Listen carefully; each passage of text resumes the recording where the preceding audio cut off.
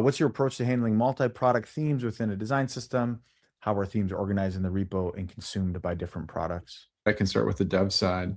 We've leveraged Tailwind. When we would build a design system, even if web is the primary target, or let's say native is the primary target, we'd build it in a way that would be able to be consumed by both platforms.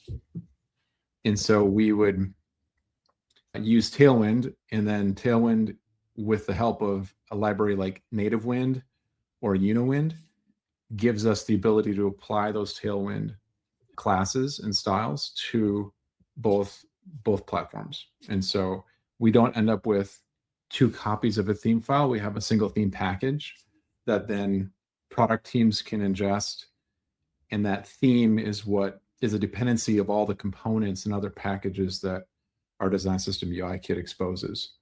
Mm-hmm. And so with the help, again, of a tool like NativeWind or Uniwind, we then have the advantage of using Tailwind cross-platform. And that's been a very good solution.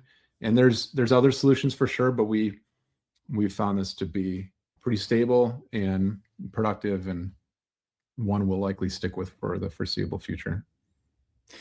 Yeah, and on the design.md side of that as well, we've already sort of modified from the straight Google framework and recommendations for like light and dark mode, because they don't have mode management in there.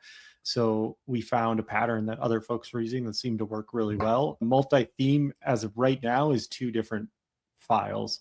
So when we manage those, they are 2 different files across the board. We're still trying to figure out what is the best way to do that. That's what we found to be the most effective way to deliver those to the teams who need those.